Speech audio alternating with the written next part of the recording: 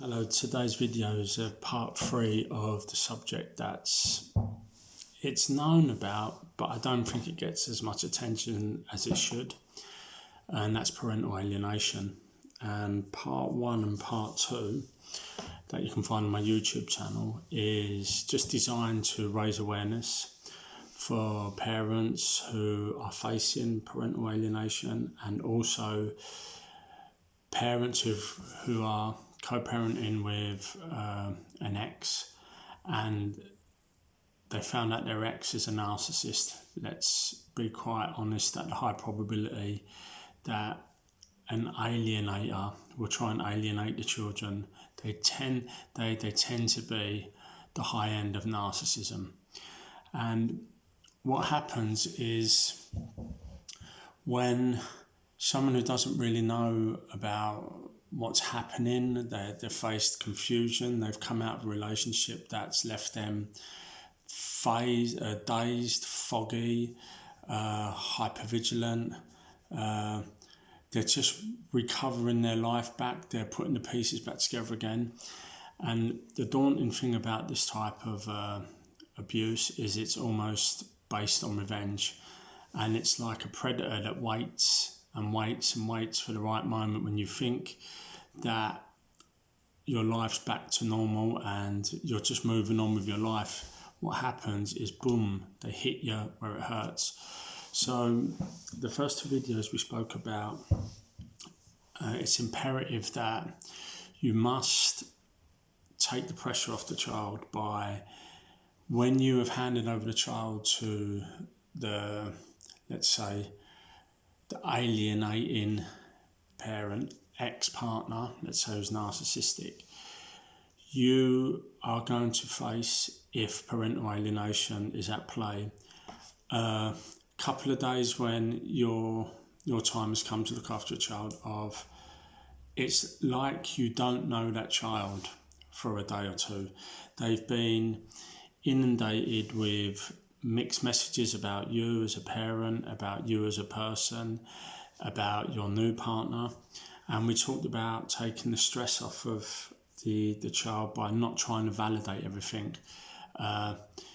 Even when you get some damn right cheek, let's say, or some rude comments, let's say you pick the child up, you ask them something civilly to do, and it's met with a rebuttal, or it's met with a sigh or a huff and a puff, and it's met with mummy said this or daddy said that, and you know that it's basically, parental alienation is a once healthy relationship has been destroyed by the ill intentions of an unhealthy parent.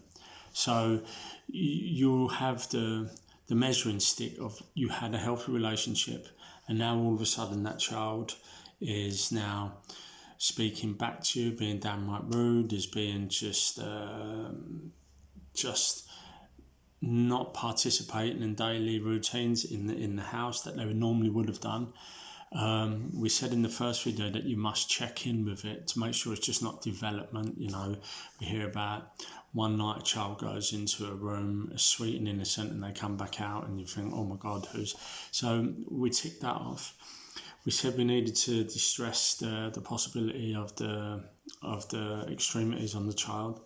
Then in the second video, we talked a little bit about how it's very important that we do not allow the roles to be reversed, in the sense that you're not to be parented or told what to do by the child, because the temptation is, you will, as a parent who's facing alienation, you'll be tempted to try and do anything to pacify the situation, and that leads us to, in a non-authentic way, try and parent. So it's an example.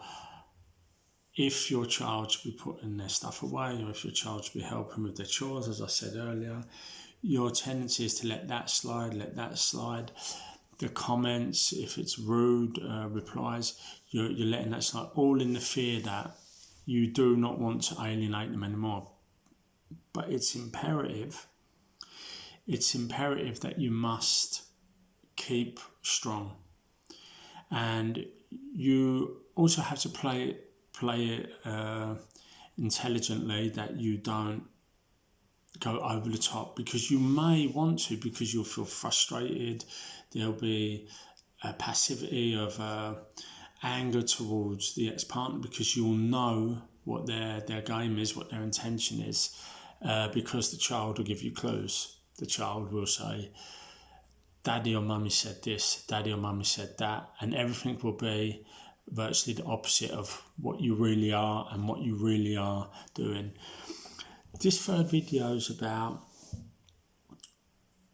the tips and suggestions that maybe we could do, where if the alienation has moved on to a level where it's now taken longer to draw that child back towards you in a stable relationship, i.e. you pick the child up on the Friday and it's taken till the Monday or the Tuesday to kind of get something that resembles the once healthy relationship. In that period, you do have to really adopt a self-care strategy. And it means within the self-care strategy, by sleeping well, by doing your research, by, as I said, stop trying to validate, don't get into unnecessary spats with the child. Bite the tongue to a degree that you are giving yourself a chance to stabilise your nervous system. Try and keep an order, as in meal times, breakfast times, school drop-offs, school pickups. Try not to let the unhealthy parent play and disrupt that week too much, in the sense of, I'll have the child this day, this day, this day, because if you have the week of your children, it's okay to allow maybe one day because you're trying to relieve that stress again. But try not to allow it to go into 2 days, 3 days, because you're distancing yourself in a visual context, and you want to remain in the focus, in the picture of restabilising that relationship. I mentioned this in a really earlier video I've done. I think this is very important. If your child is doing activities, sports, anything like that, I would suggest that you always buy a double. You always make sure that you have enough clothes, you have enough sportswear, you have enough homework equipment, you have enough, just so that when the abuse starts ramping up by the alienator, when the abuse starts picking up a level, when the changeovers happen, you can be damn sure that you'll be left with not enough equipment for that week ahead.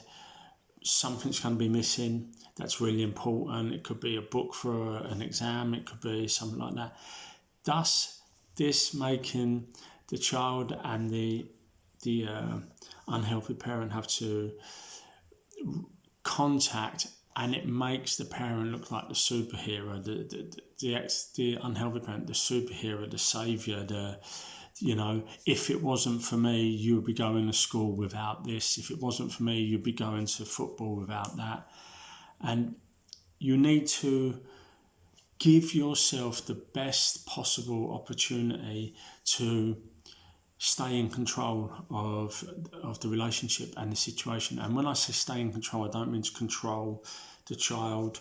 I mean to reduce the possibility of disruption brought on through innocuous things like sports equipment and books and that.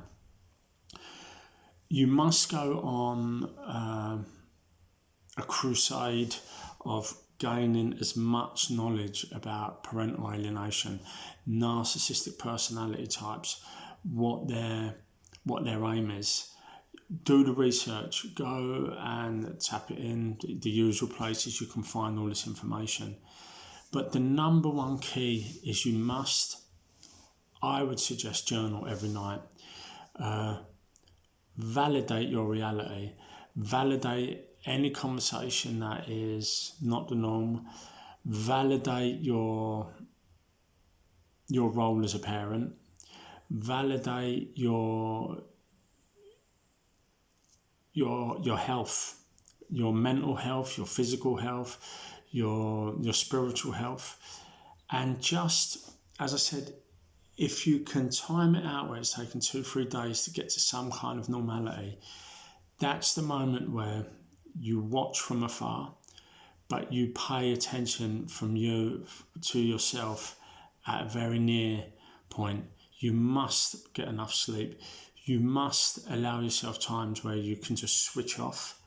You must allow yourself time where you can make sure that you know this is nothing that you are doing. You are just facing a personality type who is hell-bent on bringing you to your knees. And to be very clear and for clarification, the high end of children now being alienated from a healthy parent is high. It's high because it's so perverse, it's so stealth, it's so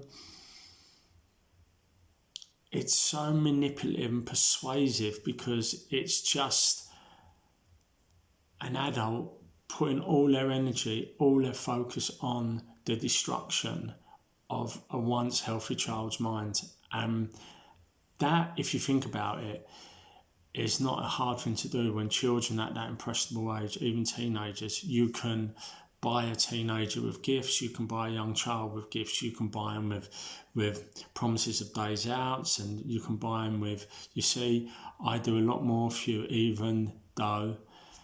And you just had to journal it down.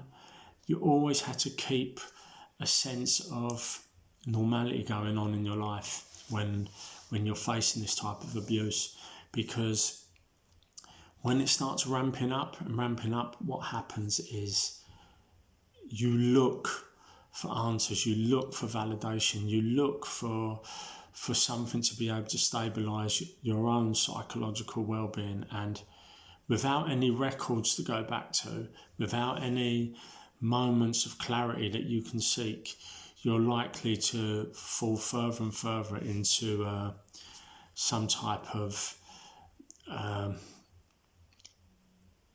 it's a dark dungeon. It's a dungeon that I've seen it happen to people, and it breaks people. It does break people. So the next video I'd like to do is, if it does happen, maybe we could make a video where there's some suggestions on the best possible way that we can work our way around strategizing of how to look after yourself again. Because I don't like to give bad news in the sense, but this is a very high percentage of alienation works.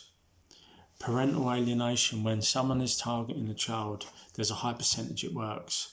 The data's out there, it's very clear. So what we don't do when we work with clients and when we read about people who've suffered from this is we don't suggest the looking after of one's own mental and physiological and emotional and spiritual well-being. We just ask them to be frustrated and angry, and you go and get your children back. And if people don't understand really the dynamics of it, they have great intentions, but the consequences of just go and get your children back it's easier said than done. That's what I'll say. So my name's David Landers, Shadow to the Light. And like I said, it's just me putting out videos that have got a range of topics. they aim to do no harm. They just hopefully help people who choose to click on and like on my YouTube videos, and hopefully they get something from it. If you want to message me, just send me an email at davelanders47@gmail.com, and maybe just to talk to someone who can maybe give you an insight if you're feeling confused and dazed about what's going on. Thanks very much for listening. Good night.